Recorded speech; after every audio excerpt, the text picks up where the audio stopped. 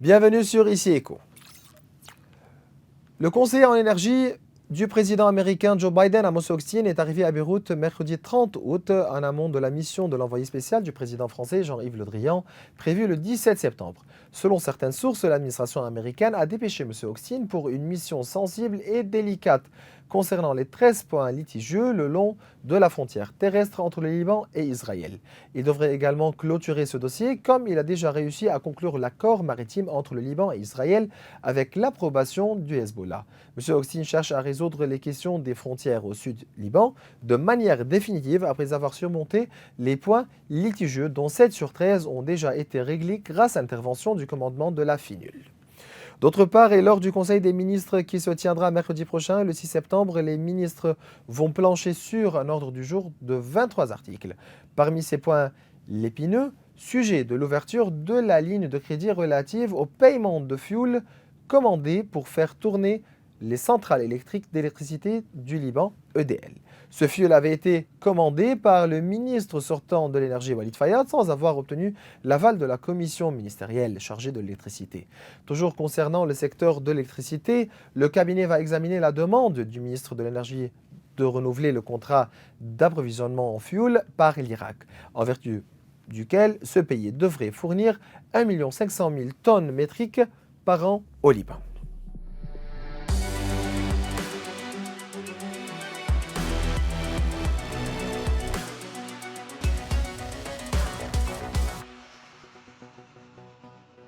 Et voilà, mesdames, messieurs, durant cet épisode, nous nous pencherons sur l'impact des dernières décisions prises par la Banque centrale au niveau du financement de l'État, ainsi que sur les causes de la hausse récente des prix en dollars, alors que le taux de change est relativement stable, sur l'effet des taxes, les douanes, sur les prix, surtout le dollar douanier, et quelles sont les attentes au niveau du futur proche, surtout après la fin de l'été et le départ des expatriés qui ont déversé leur dollar sur le marché local, et cela avec l'expert en économie et en finance, Nicolas Chirani, et le président du syndicat des importateurs de produits alimentaires, Hani Barsalé. C'est un plaisir de vous avoir avec nous, M. Barsalé et M. Chirani. Bonjour. Et voilà, je commence directement avec vous, M. Chirani, en ce qui concerne les nouvelles règles appliquées par la Banque centrale au niveau du financement, ou bien de l'arrêt du financement de l'État. Quel impact ? Il faudrait savoir qu'aujourd'hui, le nouveau gouverneur de la Banque centrale est en train de prendre des positions assez intéressantes comparées en fait à ce qui s'est passé les 30 dernières années. Il faut savoir, juste pour que les téléspectateurs puissent en fait se rappeler ce qui s'est passé, que les 25 dernières années, la Banque centrale a prêté en moyenne à l'État entre 120 et 140 milliards de dollars, que ce soit un financement direct au travers de l'achat de Treasury Bills ou de Eurobonds, ou au travers d'un financement approuvé par l'État de l'électricité, ou encore d'un financement non approuvé par l'État de subventions des produits de première nécessité, de pétrole, de médicaments, ou encore un prêt direct qui a apparu dans la balance sheet de la Banque centrale récemment, début de l'année. Donc aujourd'hui, ce prêt est énorme. Okay? Quand on voit en fait le prêt sur le produit intérieur brut, le PIB, on est aux alentours de 300% à 400%, sans compter la différence de change. Donc c'est énorme. Ce qu'ont dit le nouveau gouverneur et ses vice-gouverneurs, c'est qu'aujourd'hui, ils ne peuvent plus prêter à l'État. Mon problème personnel dans cette approche, c'est que c'est vrai qu'ils ont dit ça, mais ils ont dit autre chose aussi. C'est que s'ils veulent prêter à l'État, il faut une loi. Donc, prêter sous une loi alors que le principe de prêter est faux est un grand problème. Donc moi, je conseille en fait au nouveau gouverneur, au vice-gouverneur de ne pas prêter à l'État. Même s'il y a une loi. Même s'il y a une loi, parce que vous ne pouvez pas prêter à quelqu'un qui ne peut... Il faut arrêter la légalisation de ces prêts. Ce n'est pas uniquement ça, c'est la politique monétaire. Le rôle de la Banque centrale n'est pas de prêter à l'État. Okay? Enfin, on va dire financer l'État, parce qu'on peut prêter de manière indirecte sous un financement en achetant des bonds. Donc, la politique monétaire n'a pas pour rôle de prêter à l'État. Ces financements étaient des financements à fonds perdus. Oui, non seulement ça, c'est que le Code de monnaie et de crédit, dans l'article 91, prévoit que la Banque centrale devrait prêter de manière exceptionnelle, ce qui n'a pas été fait, en fait. Donc, il y a eu, en fait, un financement continu sur 25 ans de 30 Ça, milliards, c'est c'est clair. 3 fois le budget français. Ça, c'est clair. Mais si aujourd'hui la Banque centrale n'intervient pas, donc qu'est-ce qui va se passer avec l'éducation aujourd'hui, avec le fuel, avec C'est une très les bonne question. médicaments? Donc quel scénario? C'est une très bonne question. Ce n'est pas à la Banque centrale de gérer les problèmes de l'État. La Banque centrale, son rôle, c'est de gérer les problèmes de l'économie. Okay? Et tant qu'on a une corrélation entre la Banque centrale et l'économie, nous allons avoir toujours des budgets à perte, des déficits et des prêts et des loans de l'État. Et donc ça, c'est très très grave. L'État doit augmenter sa collecte de taxes, pas augmenter les taxes, augmenter sa collecte de taxes. Parce que l'État a déjà augmenté assez ses taxes. Par contre, il collecte uniquement 5 à 10% des taxes prévues. Avec le taux d'évasion fiscale aujourd'hui qui existe au Liban, c'est Exactement. catastrophique. Nous allons voir ça aussi avec ce qui s'est passé avec le dollar douanier, etc. Exactement. Aujourd'hui, ce qui se passe depuis les 20 dernières années, nos responsables dans l'État, les politiciens, nous mettent devant le fait accompli. Un peu ce que faisait la propagande russe du temps de Lénine et de Staline. Soit vous faites ça, soit vous mourrez. Soit vous faites ça, soit vous n'avez pas d'électricité. Soit vous faites ça, soit vous n'avez pas d'eau, vous ne pouvez pas manger. Non. Il y a toujours un moyen de régler le problème. Je rappelle que la Banque centrale a imprimé 22 trilliards de dollars début juillet. Ces 22 trilliards ont été imprimés pour quelque chose. J'espère qu'ils n'ont pas été imprimés pour acheter des dollars parce que ça va dévaluer la livre. Ils doivent les utiliser pour pouvoir payer ajuster. la nouvelle grille de salaire, peut-être. Exactement. Ils doivent les utiliser pour ajuster la grille des salaires et arrêter l'impression. Parce que tant qu'on imprime, on peut acheter des dollars. Tant qu'on peut acheter des dollars, il y a une dévaluation, ça ne sert à rien. Donc, ne pas prêter à l'État, ne pas imprimer, et l'État doit restructurer ses rentrées d'argent en augmentant la collecte. On ne peut pas avoir un secteur privé qui est informel, qui représente 75% du secteur privé aujourd'hui et qui ne paye pas de taxes. Même le secteur privé lui-même, parfois, en a marre de payer des taxes. Donc ça, c'est un grand problème. Dire collecte de taxes, c'est passé chez vous aussi. Donc, Monsieur Barsali, avant de passer à la collecte des taxes et le dollar douanier, etc., comment expliquer la hausse récente des prix en dollars alors que le taux de change est relativement stable? Quelles sont les causes? Et c'est parce que le dollar est stable qu'on a vu cette hausse. En fait, il faut se souvenir qu'en novembre de l'année passée, le dollar douanier était à 1500 livres et la TVA était à 1500 livres. Et le dollar au marché noir valait 45 000 livres. C'est une chose qu'on a tendance à oublier. Et le dollar douanier a augmenté de 1 500 à 15 000, à 45 000, à 60 000, à 86 000 en l'espace de 3 ou 4 mois. C'est une hausse énorme. L'État aurait dû hausser le dollar douanier au fur et à mesure que le taux de change augmentait. Parce que le dollar douanier, c'est un droit à l'État pour sa collecte. Mais c'est en fait, laisser le dollar douanier à 1500 livres, c'était aussi une forme de subside qui nous a mis dans tous les problèmes.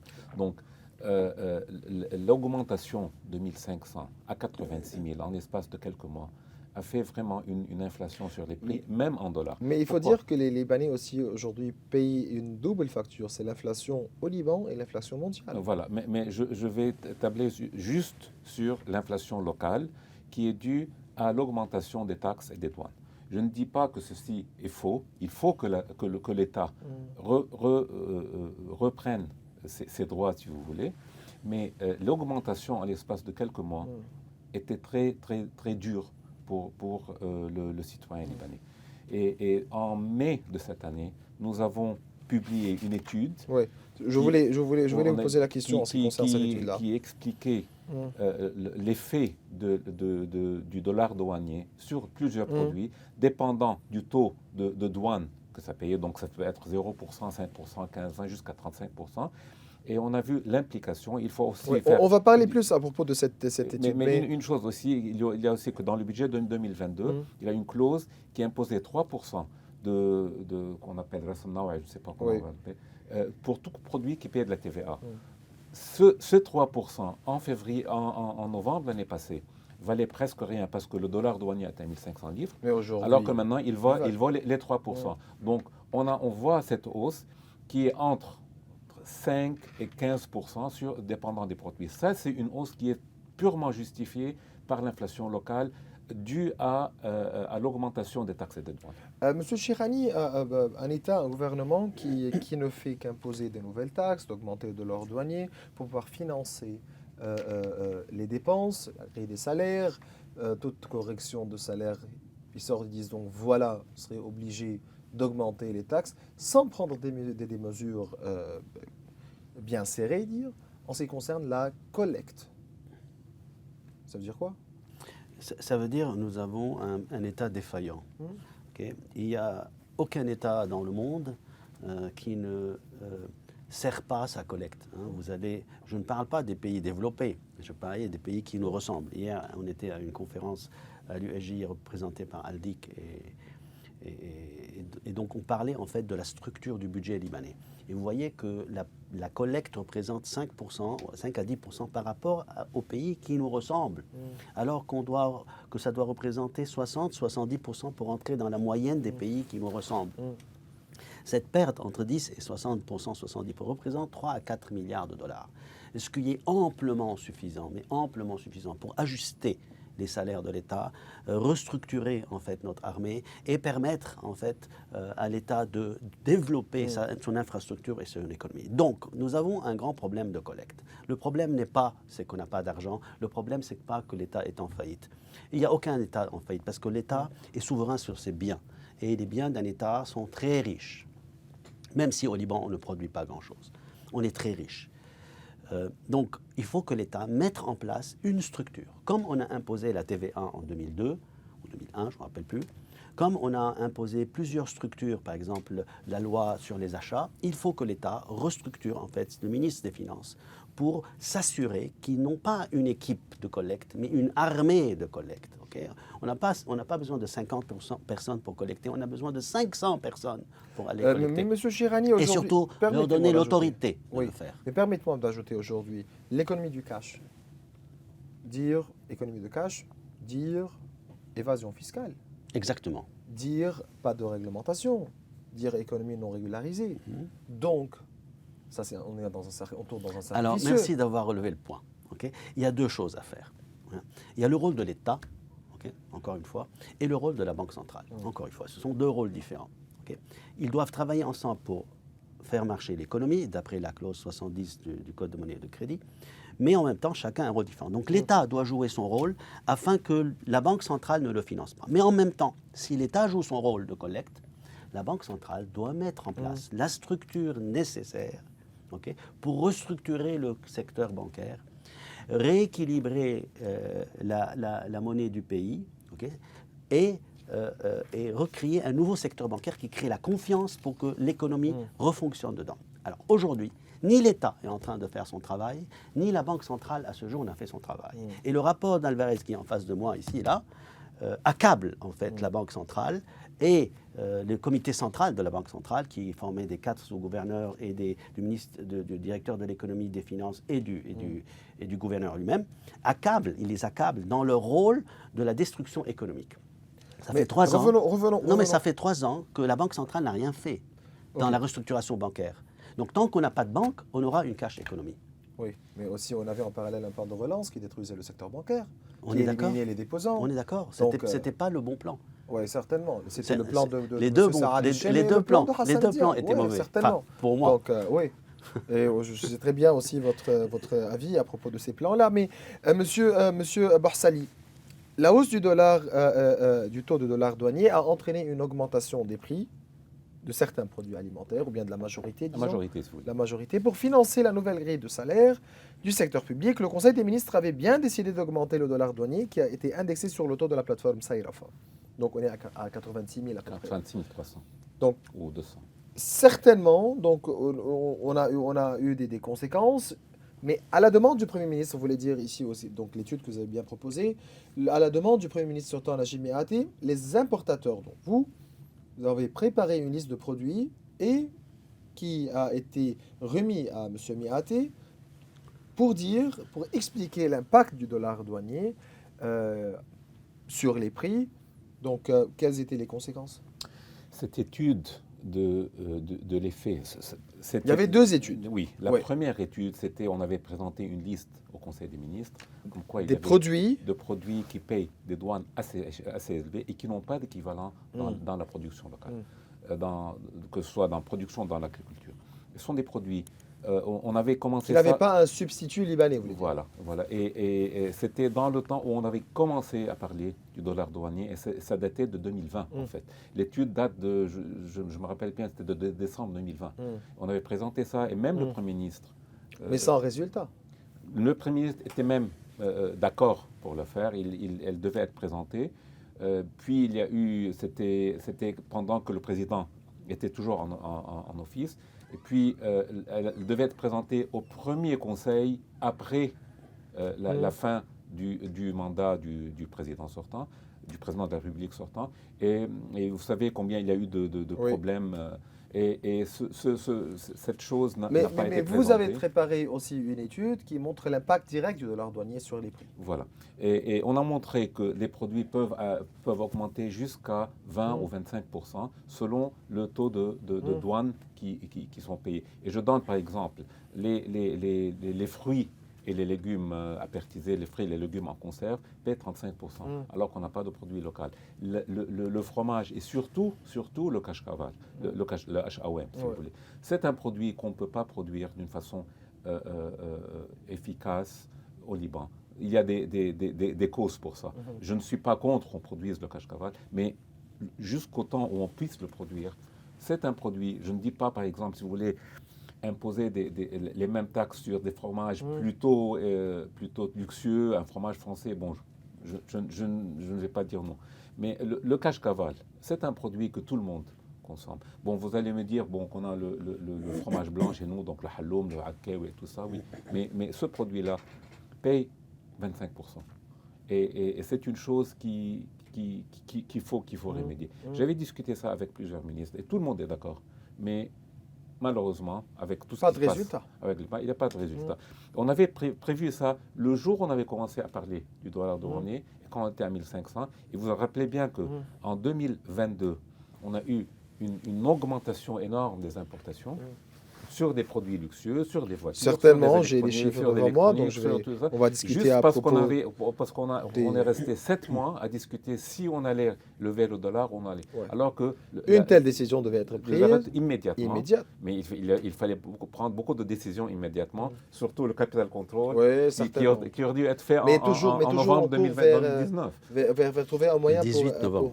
pour résoudre 18 le octobre. problème. C'est ça le Liban, donc voilà, c'est ça les responsables Donc- chez nous au donc- Liban. Et donc toujours, ils attendent la crise et bien dire comment sortir, jamais prévenir. Hein. Certainement. Mais donc tout ce qui les résultats sur la douane ont été vraiment très forts.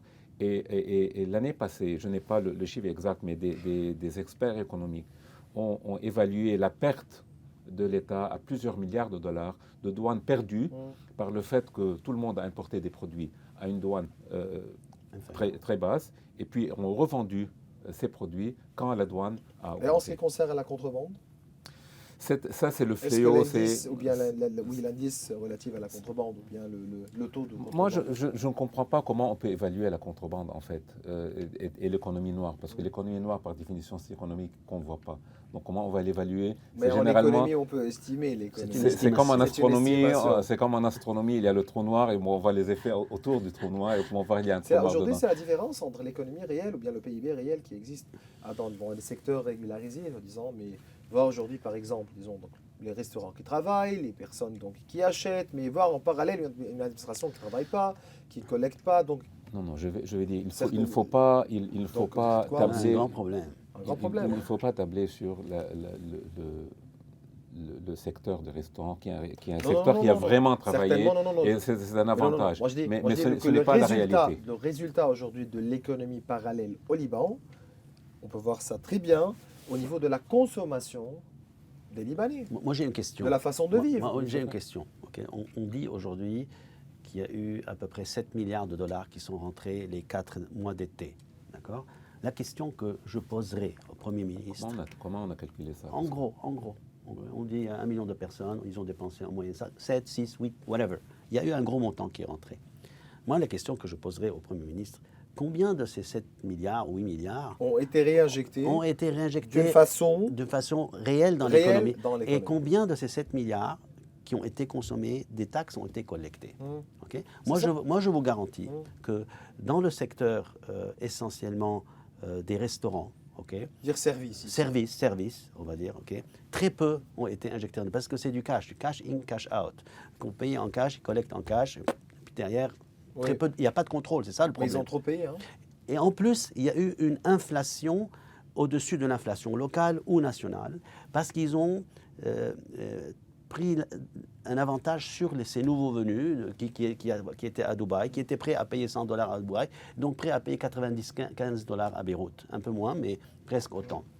Donc, cette capacité à payer a fait une inflation qui ne peut pas être justifiée, pour moi. C'est vrai. Okay? Je Donc, suis d'accord. ce que dit Hani, il y a eu une inflation, si on va du point A au point B, une inflation de A à C que Hani peut justifier par une augmentation de la douane, une augmentation Aussi différents- des prix, une- au niveau international. au niveau aussi, des frais au internationaux, niveau des prix mondial. internationaux, etc., etc. Mais il y a une bonne partie qui, à mon avis, représente 30 ou 40% même Qui a du été prix, générée qui a été générée par Par une décision. une décision du vendeur lui-même. Et là, le rôle de la défense du consommateur doit rentrer en jeu avec le ministère de l'économie. Comme le ministère de l'économie a poussé un peu vers une dollarisation des prix, il faut qu'il mette en fait un garde-fou. On appelle ça des garde-fous, des applications qui vous comparent les prix ou le consommateur. Le problème, j'en parlais avec Hani, même s'il y a ces applications qui comparent les prix, la compétitivité des prix au Liban ne va pas baisser les prix. On n'est pas en France, on n'est pas aux États-Unis, parce que le marché est non élastique. Donc, Et- vous voulez et dire qu'il ne faut petit. pas laisser Et la petit, main. et petit. Il faut pas laisser la main invisible travailler. ici. Donc non, il faut qu'il y ait des règles. On n'est pas dans Une un intervention, vous voulez dire? Non, il faut des règles. En fait, il faut qu'il y ait des contrôles Mm. sur les différents organismes, ok, au prix de retirer leur licence d'activité. Ok, dire, ok, le prix que vous avez acheté, c'est Dire 100. contrôle ici, c'est pas dire être contre l'économie libre. Non, mais c'est ça le problème. Le libéral. Tout le monde vous accuse quand il y a des contrôles, c'est contre l'économie libre, c'est bien, mais l'économie sauvage est mauvaise. On est dans l'économie sauvage. Donc il faut passer de l'économie sauvage à l'économie libre. Et c'est là dire, par exemple, une fourchette de 20 à 30% de gain est acceptable, puisque c'est une moyenne mondiale. Ok, vous faites ce que vous voulez. Vous voulez gagner 1, vous prenez 20, il n'y a aucun problème. Mais si vous gagnez 100, il y a un grand problème parce que l'impact Mais est sur le si les consommateur. consommateurs sont prêts à payer. Mais les c'est consommateurs ne sont pas tous prêts à payer. C'est juste un type de consommateurs qui sont venus de l'étranger cet été. Vous allez dans les villages, vous Mais un savez très bien. restaurant qui sort vous dire que voilà, moi chez moi c'est fully booked d'ici la fin de l'été. Oui, mais avec- ce n'est pas Ce la n'est pas, mesure de c'est un l'économie. restaurant. Voilà. Voilà. C'est Et un je- restaurant. c'est Je pose pourquoi, des questions que chaque personne doit mais je poser vous ici, réponds, donc. mais je vous excuse-moi, Nicolas, parce que c'est ce que je voulais Ouais. clarifier. Il ne faut pas tabler sur le secteur des services pour donner une image de l'économie. C'est pas l'économie de réelle, l'économie ça, locale. c'est pas l'image Personnellement, moi, réelle. je suis on un peut dire. commerçant de produits de première nécessité. Et nous savons combien la plupart des régions libanaises ont des difficultés On à souffre, acheter les certainement. produits Bien sûr. vraiment de base. Donc je parle des huiles, je parle des conserves de thon, je parle des conserves Absolument. je parle des fèves, je parle des graines. Les gens cherchent le produit le moins cher. Ouais. Donc je vois cette schizophrénie extrême entre ce qu'on voit dans les villes, et dans les villes côtières si vous voulez, et ce qu'on voit dans le pays. C'est tout à fait un autre Ah niveau. oui, au Liban, nous avons à peu près 200 000 chaises dans les restaurants, Mais d'où le problème. Il faut dire qu'à la maison, il y a, Mais ils ont été il y a 5 millions de Libanais. Mais écoutez, ces 200 000 chaises vont injecter de l'argent pour que les 5 autres millions puissent vivre. pour que 5 millions puissent vivre. Ouais. Ça, c'est un Par avantage. contre, ils ne rentrent pas dans le système. Voilà, c'est mais- ça le voilà, mais il ne faut pas tabler. Mais si cet argent-là rentre dans le système Exactement. Écoutez, il faut pour générer une croissance. il faut générer, il faut produire. Mmh. Ça, c'est de l'argent qui va être dépensé. Ce n'est pas un argent qui va être réinvesti. Ok. Donc, on n'investit pas ça dans des usines, dans des entrepôts, dans de nouveaux produits. C'est de l'argent qui va pour la consommation, pour aller en Turquie, pour voyager en Turquie, pour acheter des perishables, des produits. Si je peux ajouter un point sur ce que Hani a soulevé, qui est très important. En fait, ces 200 000 chaises doivent financer les 5 millions. Okay? Ceci dit, ce n'est pas la vraie économie, parce que l'économie réelle est structurée, c'est industrie, agriculture. On est dans l'industrie de l'économie de service, essentiellement restauration, hôtel. Et C'est- temporaire. Et temporaire. Saisonnière. Moi, j'appelle ça... Saisonnière plutôt. Saisonnière. Moi, j'appelle ça cherry on the cake. You need to have the cake before the cherry. Hein? Now we have the cherry, we don't have the cake. Donc, ces 200 000 chaises doivent générer de l'argent pour toutes les sociétés qui vont fonctionner directement ou indirectement avec le secteur service pour augmenter un peu les salaires. Or, on ne voit pas ça.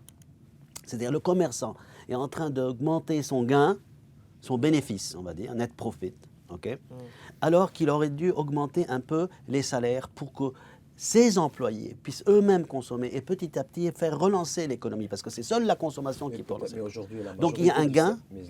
Monsieur Chirani, la majorité aujourd'hui du secteur, des compagnies qui travaillent dans le secteur privé ont ajusté les salaires. Pas complètement.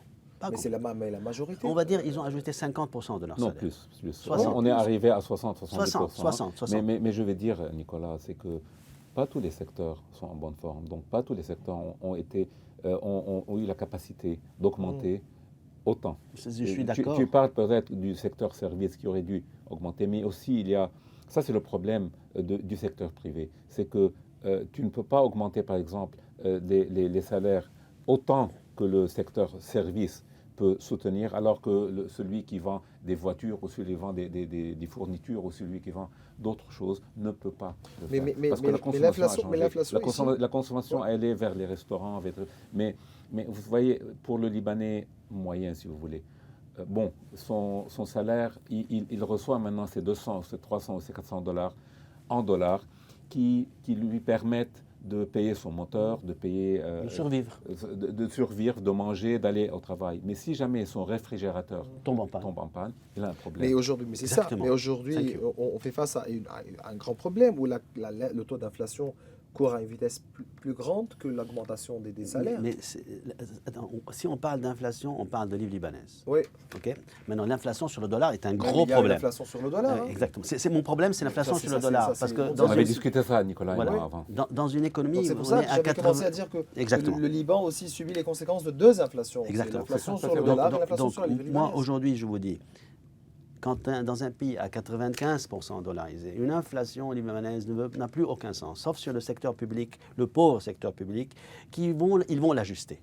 Donc voilà, Comment ils vont l'ajuster en augmentant les salaires. Maintenant, ils vont leur payer en dollars.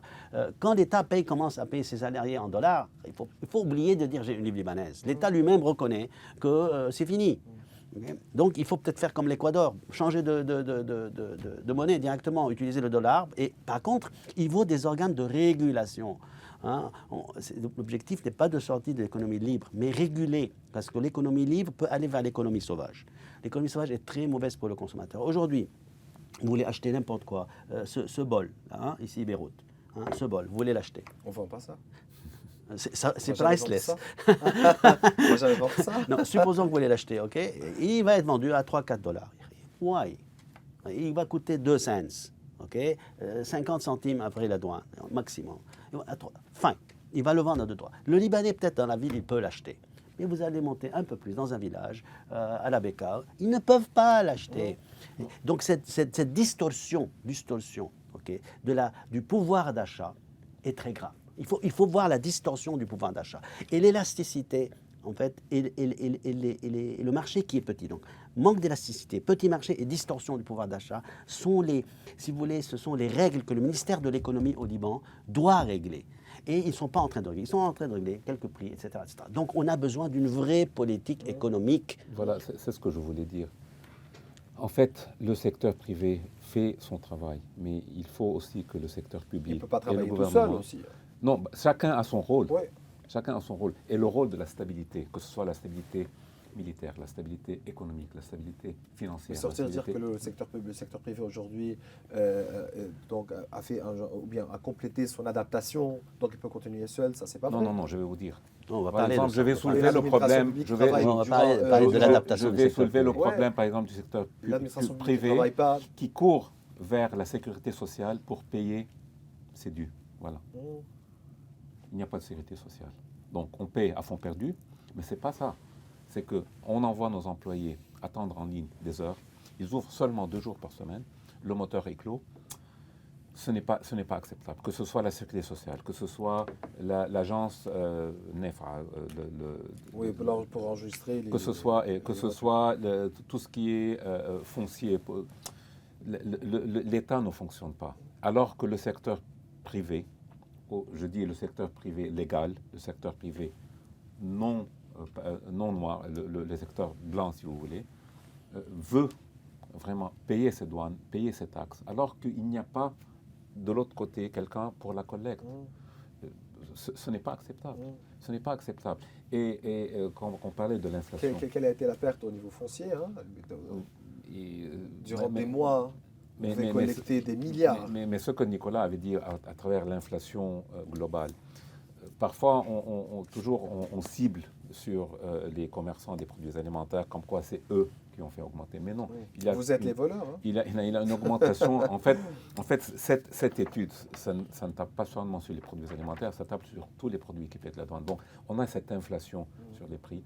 Et puis, quand tu as une dollarisation, si un produit vaut $1 et puis tu le fais à $1,20, tu vois que 20 cents, ce n'est pas beaucoup, mais c'est 20%. Exact. Monsieur Barsali, donc vous allez... c'est pourquoi $1,20, ça va. Pourquoi il y a parfois $2. cette inflation. Je ne sais pas, si vous amenez un menuisier pour faire quelque chose à la maison, il va vous prendre $30, mais ce n'est pas un docteur pour prendre $1 par heure.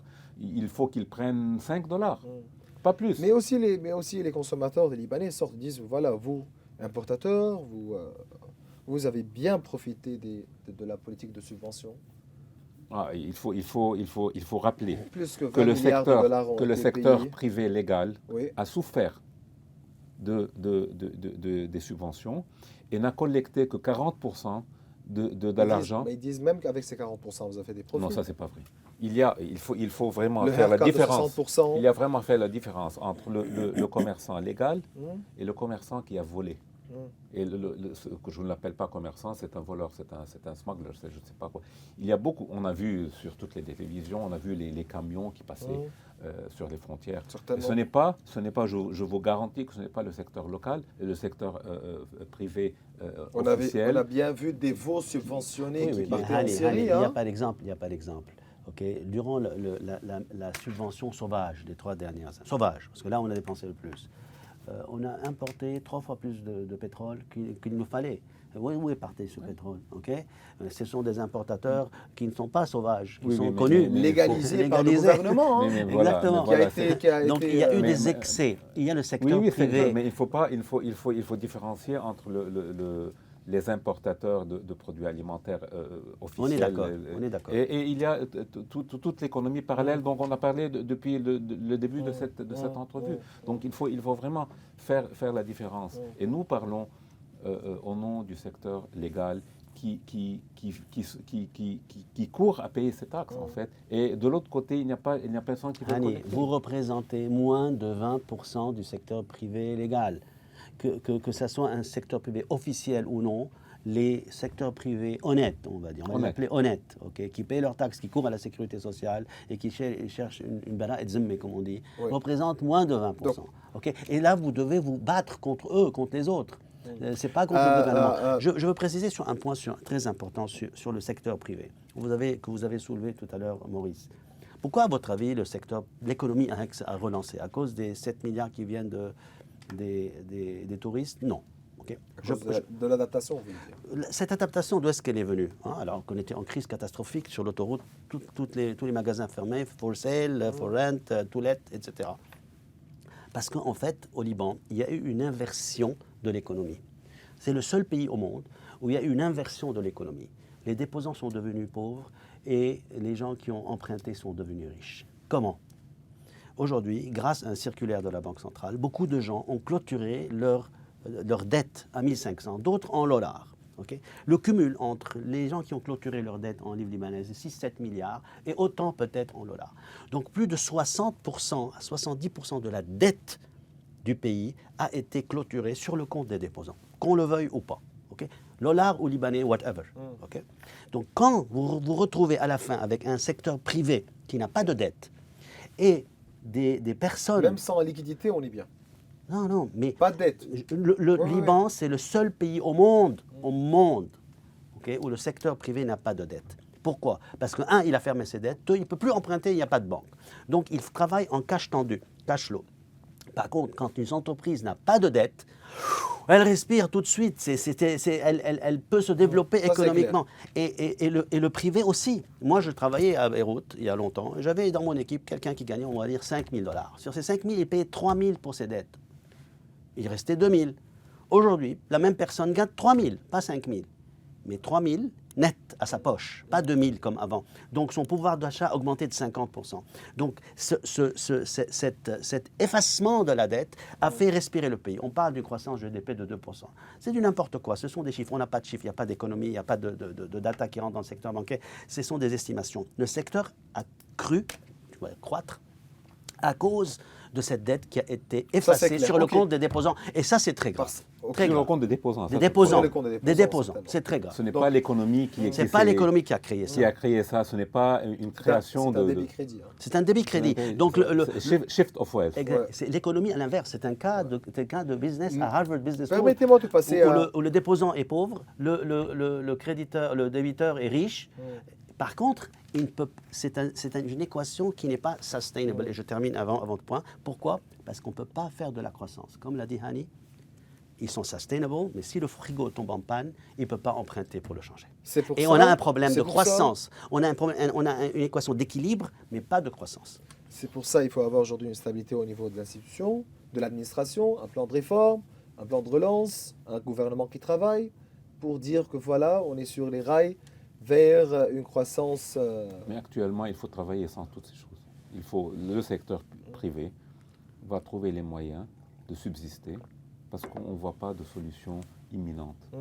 Et je ne parle pas imminente d'ici 1 ou 2 ou 3 mois, on ne sait pas. Parce que nous, comme secteur privé, comme business people, où on a des familles à nourrir, on a un business à soutenir, il faut travailler en assumant que, en supposant que tout ce que vous demandez ne va pas exister. Et quand ça va commencer à exister, il faudra des mois, ou même 1 ou 2 années pour que ça reprenne. Donc c'est un avenir qui est assez flou. Hani Barsalé, nous sommes tous au courant de ce qui s'est passé entre la Russie et l'Ukraine et la fin de l'accord de céréales. Donc Moscou avait bien refusé de reconduire l'accord sur l'exportation des céréales ukrainiennes dans la mer Noire. Quels ont été les faits, ou bien quel est l'effet de la fermeture du corridor des graines dans la mer Noire sur les prix des commodités principales, notamment les prix, pour passer et voir quel a été l'impact ici au Liban? Il faut vraiment, premièrement, je vais donner le côté positif de la chose, c'est que le Liban est un petit pays. La plupart, en fait, les produits qu'on importe de Russie et d'Ukraine, c'est généralement des graines, du blé. C'est du blé. Des fertilizers, et de l'huile. Ouais. Ça, c'est les 3. On importe un peu de bois, mais ça, c'est les 3 produits. Mais le Liban est un petit pays. Nous importons nos produits dans des petits bateaux, si vous voulez, de l'ordre de 5 000 à 7 000 tonnes, alors que le corridor, c'est pour les grands bateaux qui vont à 30 000 tonnes.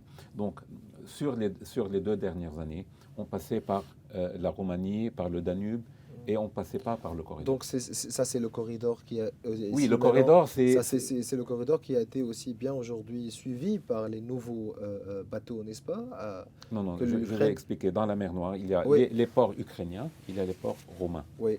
Le problème, c'était le passage des navires des ports ukrainiens directement jusqu'au Bosphore et pour passer. Alors que si vous passez par la Roumanie, vous êtes hors du danger. Or, pour le Liban, et surtout pour le produit de base, donc le blé, on la met, le blé et puis le soja pour le bétail et tout ça, ça passe par des petits navires. Donc, on n'a pas de problème de ravitaillement. De ravitaillement. Donc, il n'y aura pas de problème, c'est un petit pays. Et si jamais on n'a pas ce produit de là, on peut l'amener de n'importe où parce que c'est un petit pays, donc on peut toujours sécuriser nos besoins. Nos quantités. En petite quantité. Oui. Le problème, c'est les prix. Alors que, les prix. Le prix international. Quel prix? Les prix internationaux. Mais ce que je vais dire, c'est que Transport, tous- assurance, oui, mais prix, tous les qui augmentent. tous les graphiques montrent comment les prix ont vraiment augmenté, Ouais, on peut voir ça. ont vraiment augmenté pendant la guerre, alors qu'ils ont baissé. Et puis maintenant, nous sommes toujours un peu en baisse. Ça, c'est par exemple pour les huiles. On a une petite hausse, mais qui n'est pas comparable du tout avec la hausse qui s'est passée pendant la guerre. Donc, une petite hausse puis une baisse. Ça, c'est pour le riz. Bon, le riz n'a pas. Le riz, c'est une autre histoire, c'est avec Parce l'Inde. qu'il y a l'Inde aussi. Mais l'histoire, aussi, je le vais poser la riz, question bon, pour on a l'Inde. un petit problème là, mais vous voyez que le riz, depuis 2021, c'est un prix Ouais. qui est en augmentation. Ça, c'est pour le sucre. Le sucre aussi, c'est un produit qui est en augmentation. Pardon. Donc, on a eu une descente, mais on a des prix. Donc, à la base, le prix des commodités a vraiment été très touché pendant la guerre de l'Ukraine, donc le début de la guerre, donc en 2022, et puis les prix ont baissé. Maintenant, on voit des différences qui ne sont pas très grandes.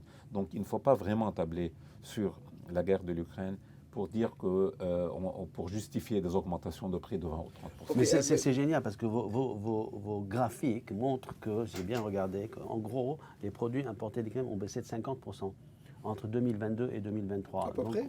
Oui, donc on ne doit pas voir, ou 40%, whatever, ils ont baissé. On ne doit pas voir cette inflation dans les Oui, oui, oui, supermarchés. c'est- On la voit, mais on Mais la ce voit. que je voulais dire, Excusez-moi, mais aujourd'hui, au niveau libanais, dévaluation de la livre libanaise, inflation dollar, prix qui augmente, Inflation internationale, inflation internationale. rien à voir. Donc, conséquences au niveau du pouvoir d'achat des consommateurs. Mais toujours, mais ça, pourquoi c'est ce que Nicolas avait discuté. Oui, exact. Il y a de point A à point B et puis de point B à point C. Ce que j'ai dit avec cette étude sur l'effet de l'ordre douanier, c'est une augmentation qui va de l'ordre de 5% pour la plupart des produits, 10% si vous voulez, jusqu'à 15% pour certains produits. Donc je ne peux pas justifier une hausse de 35%, de 40%. Voilà. Voilà. C'est une chose qui est due plutôt à des Ça, c'est facteurs économiques et facteurs de marché, de compétition et de non-élasticité du marché. Ça, c'est le plus important. Et donc, besoin d'organes de contrôle ou de régulation. Je ne parle pas de contrôle. régulateur, De régulation, c'est ouais. le meilleur, c'est un mot meilleur. De régulation pour passer à une économie réelle, d'une économie sauvage à une économie réelle au mieux. Yani, on va repousser vers la logique. Monsieur Barsali, les silos à blé du port de Beyrouth ont été détruits par l'explosion. Ça, c'est un du problème, port. en fait. Donc, pas de silos aujourd'hui. un problème Est-ce qu'il faut craindre aujourd'hui une pénurie de Il blé? faut toujours craindre cette pénurie. Il faut toujours la craindre. C'est un problème de On est à ravitaillement. court terme ici, vous voulez dire? Les importateurs de blé disent toujours qu'il y a une réserve de un mois et demi. Et ici, on rentre mais sans réserve stratégique Non, mais écoutez, de blé dans un pays- pays. mais de pour le pays. blé, le problème n'est pas le ravitaillement. Le problème, c'est que le blé est toujours sous subside. Je crois qu'il est à 15 000. Donc il attend toujours le financement de la Banque centrale. Et on avait cette loan de 150 millions de dollars De la Banque mondiale. de la Banque mondiale qui va finir en fin d'année. Et puis on aura le problème. Mais- Si jamais, et je ne suis pas là pour discuter, si jamais on lève les subsides sur le blé, je ne sais pas quelle sera l'augmentation sur le prix du pain, donc du pain arabe, parce que vous savez que pour l'autre pain, vous achetez une baguette au prix de 2 kilos de pain arabe. Donc, Nicolas Chirani, est-ce qu'on est obligé d'éliminer tout genre de subventions aujourd'hui? Tout genre de subventions. Je vais recommencer. Ce n'est pas une histoire d'éliminer ou pas. Ouais. Qui fait les subventions? Les subventions doivent être faites C'est par l'État. le ministère de l'économie et éventuellement le ministère des Ouais. Affaires sociales, pour créer un plan Mais non de pas subvention. financé par la Banque centrale. La Banque centrale n'a pas pour rôle de faire une subvention. Mais La ça, Banque centrale l'a faite Monsieur Nicolas, depuis 10 ans. certainement. Ça, c'est sur Pour papier. éviter Ça, que le c'est- ça, c'est- budget- Ça, c'est sur papier, ok. Voilà. Mais aujourd'hui, au Liban, De l'État. aujourd'hui, au Liban, on n'a pas l'argent. L'État n'a pas d'argent. Moi, je vais aller Donc, vers ce qu'a on dit fait quoi? Ali, qui m'a encore plus Passons du inquiété. théorique au pratique. Qu'est-ce qu'il faut faire? Je savais ce qu'il y avait dans les réserves de la Banque centrale, je savais ce qu'il y avait dans nos SDR, mais je ne savais pas que le prêt de la Banque centrale des 150 millions va finir à la fin de l'année. Donc aujourd'hui, quand on voit... et c'est un prêt. Exactement. Qu'il faut rembourser. Il faut rembourser. Et qui n'est pas consommé par les Libanais. Exactement. qui doit être remboursé par les Libanais, mais qui a été consommé par les Syriens, les Libanais et les Alors, Palestiniens. le problème des réfugiés syriens est un grand problème, puisqu'il coûte à l'économie 5 milliards de dollars. Ok. Aujourd'hui, quoi qu'on fasse, comme collecte de taxes, quoi qu'on fasse comme restructuration d'un plan économique viable qui tient la route, quoi qu'on fasse comme... tant qu'on a un trou de 5 milliards par an dû aux réfugiés syriens, le Liban est en danger économique, en plus d'un danger existentiel, parce que dans 5 ans, 7 ans, vu le taux de natalité chez nos amis les Syriens, leur nombre sera supérieur aux Libanais. Donc on aura un danger existentiel très grave. C'est la priorité 1 dans notre pays de régler ce problème de manière équitable, honnête, vis-à-vis de tout le monde et correcte. Mais on ne peut pas le laisser avancer comme ça, comme ils ont laissé l'économie se détériorer, comme ils ont laissé les institutions se détériorer. Revenons à la pénurie de blé. On revient au blé. Oui, de blé, parce que ça c'est important pour les Libanais. Mais aussi aujourd'hui, nous avons un problème au niveau du riz.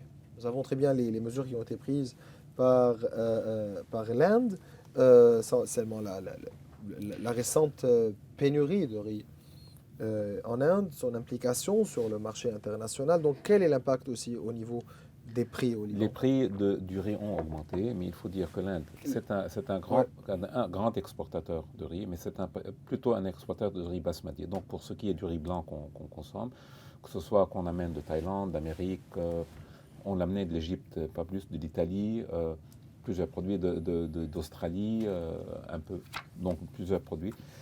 Il n'y aura pas de problème de ravitaillement, c'est toujours la même chose. C'est prix. C'est le prix. Mais en fait, jusqu'à maintenant, les prix n'ont pas vraiment augmenté autant que le prix international, parce qu'il y a assez de marchandises au Liban. Mais quand on parle assez de marchandises, on parle d'ici 1 mois ou 2 mois. Les prix ont augmenté internationalement, ça dépend du produit, entre 5, 15 et 25%, dépendant du produit. Mais il faut dire que pour l'Inde, c'était un problème de stratégie alimentaire indienne dû aussi à l'inflation, mais c'est à l'augmentation des prix. Mais c'est plutôt le El Niño. Oui. Mais il faut dire que le El Niño, c'est un phénomène naturel et annuel, cyclique, où quand tu as la sécheresse en Inde, et puis la pluie tu as la pluie en Argentine et au Brésil. Donc par exemple, vous allez parler du sucre, parce qu'on a commencé à parler du sucre, parce que l'Inde aussi pense à arrêter l'export du sucre. S'il n'y a pas de sucre en Inde, il y aura du sucre. Il y a plus de sucre au Brésil. Et les moissons de cette année pour le Brésil sont excellentes. Donc il n'y aura pas de problème de retard. Et surtout pour les Libanais. C'est un problème de prix. Mais ça ne veut pas dire qu'on va laisser ça à part. Non. Il me reste 2 minutes seulement. Oui, mais il faut être toujours vraiment à l'écoute et voir, parce que c'est un petit pays où on peut toujours amener nos produits, mais on peut aussi tomber en pénurie. Ma dernière question, Monsieur Cheikhani. La Banque du Liban a publié un résumé du rapport d'audit des réserves d'or qu'elle détient. Celle-ci a été effectuée par la société d'audit mondiale ALS, Inspection UK, mandatée par KPMG, en coopération avec le Fonds monétaire international. Les réserves s'élèvent à plus de 13 000 lingots et 600 000 pièces. Les chiffres sont conformes et identiques aux quantités dénombrées dans les rapports financiers déjà publiés. Pensez-vous que les responsables préparent le chemin pour toucher à l'or? Alors, je vous remercie de cette question si importante pour notre pays. L'or est aujourd'hui la seule réserve de crédibilité et de confiance pour notre pays. Il ne faut jamais toucher à l'or. Est-ce que vous avez vu un pays au monde qui a touché à son or? Jamais. Les pays augmentent leurs réserves en or et ne baissent pas leurs réserves. J'ai vu un rapport il y a 2 ans disant... Ça c'est clair. J'ai vu un rapport il y a 2 ans disant oui, le taux du nombre d'or par population est énorme au Liban, donc on n'a pas besoin de cet or. Ils commençaient à faire dans les médias des petites... Et même à préparer un projet de loi. Aujourd'hui, il est interdit de toucher à l'or. Interdit. Il n'y a pas un pays au monde qui a touché à son or. S'il y a un pays au monde qui a touché à son or, je veux bien qu'on en discute. À partir de là, c'est une norme internationale. Les banques centrales augmentent leur réserve parce que c'est une monnaie stable. L'or est une monnaie parce qu'elle est considérée comptablement comme un un actif liquide, hyper liquide. Donc Mais c'est une aussi- monnaie. Mais aussi l'or ici, vous dites ici c'est confiance, ça permet la stabilité, mais avec une monnaie dévaluée comme la livre libanaise, tout ce qui se passe au niveau social, sécurité, Mais il médicaments. faut augmenter les collectes. Mm. Il faut que l'État fasse son Donc travail. pour toutes les C'est- personnes qui sortent et disent que non, vous avez l'or, vous pouvez, Mais moi, je vous leur pouvez dis, toucher à l'or. ils ont Il aussi est de l'or temps- dans leur coffre eux-mêmes, qu'ils Ah. commencent à les dépenser, d'accord? Qu'ils ne fassent pas des stocks d'or eux-mêmes, d'accord? Le Ça, jour où c'est ils bien. dépenseront leur propre or, on dépensera notre or, l'État libanais. Tout le monde est en train de stocker de l'or dans ses coffres, vous le savez très bien. Oui. Ok? Et on Donc, a voilà. importé beaucoup d'or l'année passée. Absolument. Chose qui a été prouvée dans Tout à fait. les chiffres, Dans les chiffres des tout à douanes. fait. des douanes. Oui. Aujourd'hui, l'or est une valeur bien. stable pour une banque centrale. Et c'est là où les banques centrales font ce qu'on appelle, dans le futur, les CBDC, Central Bank Digital Currency. Elles sont souvent basées sur l'or. Sur Et l'or. c'est- Et c'est un moyen spécial, nouveau, pour gérer une politique monétaire lors des inflations dans le monde. Donc la banque centrale doit avoir Et ce il faut pouvoir. utiliser ces réserves en or pour pouvoir appliquer une bonne ou bien meilleure politique monétaire. Une politique monétaire correcte, Très pas bien. bonne ou Ok, mauvaise. voilà. Hani Bahsali, Nicolas Cheikhani, c'était un plaisir de vous avoir avec nous aujourd'hui. Plaisir Merci, réciproque. mes chers téléspectateurs. On arrive à la fin de cette émission. Vous pouvez revoir tous nos épisodes sur nos réseaux sociaux. Au revoir.